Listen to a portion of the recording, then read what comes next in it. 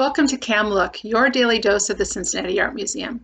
Each weekday, a CAM staff member or volunteer shares a work from our permanent collection and poses some questions for discussion. Check back every day at 10 a.m. for a new work and a new chat. Hi everyone, my name is Emily and I'm the Director of Learning and Interpretation at the museum. And the work that I chose to share with you today is one that I really like, not only because it's huge, but because it marries a passion that I have for architecture and storytelling. The museum's altarpiece, with scenes from the Old and New Testaments, also known as the Tendila Retablo, is made up of 13 panels set into a carved wooden frame. It was created by a team of Flemish artists for a Spanish patron from Tendila, which is about 50 miles east of Madrid. As I mentioned, this work is perhaps one of the largest works in the collection. The retablo, when open, is 139 3/4 by 180 inches, or a little over 11 feet wide and 15 feet tall. As we look closely at the altarpiece, we see that each of the 13 panels represents an instance of obedience to God's will. But the paintings were also likely arranged to convey other concepts as well.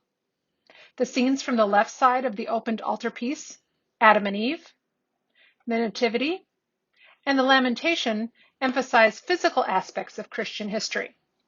Those on the right, the sacrifice of Isaac, in which Abraham's head looks to be on backwards, to be honest, the baptism of Christ, and the Ascension, notice Jesus' feet at the top of the picture, depict more spiritual themes. The three scenes in the center, the crucifixion, St. Jerome at prayer, and the meeting of Mary and Elizabeth represent the fusion of the flesh and the spirit. Along the bottom, we also have images of St. Sebastian and St. Francis. On the exterior of the wings, which would have been visible when the altarpiece was closed, was the Virgin Mary on the left and the angel Gabriel on the right, in keeping with this altarpiece's overall division, physical and spiritual realms. At least 3 artists seem to have contributed to the creation of this complex project.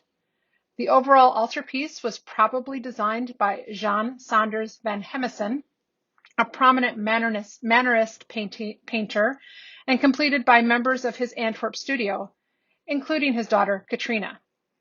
The wooden frame was apparently made in Spain, specifically to house the paintings imported from Flanders.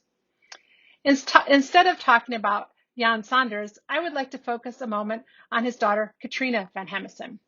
She is the earliest female Flemish painter for which there is verifiable existing work.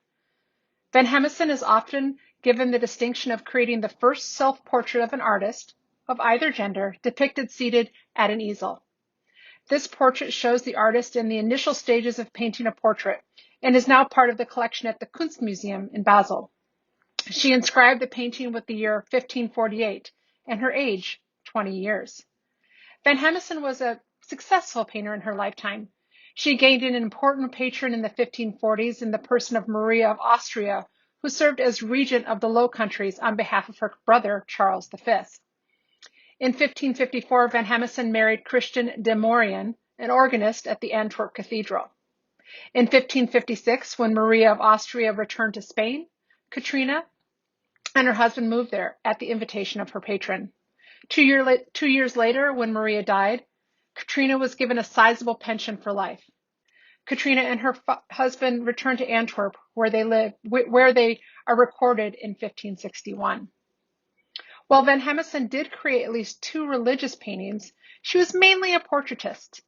8 small portraits and 2 religious pictures with dates 1548 and 1552 bearing her signature have survived. She mostly portrayed wealthy men and women, often posed against a dark background. The delicate figures she painted have a graceful charm and are provided with stylish costumes and accessories. The sitters, often seated, were usually seen, as I said, against a dark or neutral background. Their gazes rarely meet the viewer's eyes. This type of framing and setting made for an intimate and dignified portrait.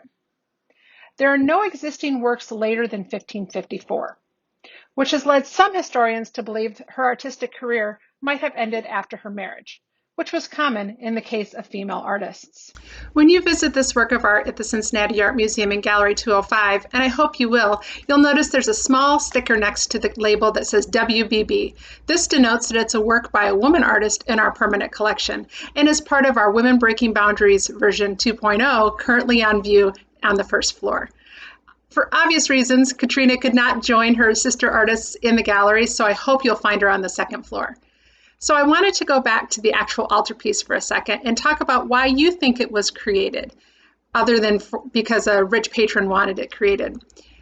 Imagine that you are a member of the working class in the 16th century and you can't read, and you are devoutly religious. How would you know the stories of the Bible?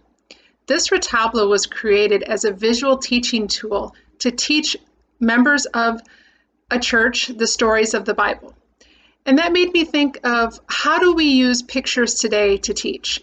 Think of street signs, think of children's books that don't have any words, but they definitely teach. I would love to hear what you think in the comments below. Thanks and have a great day.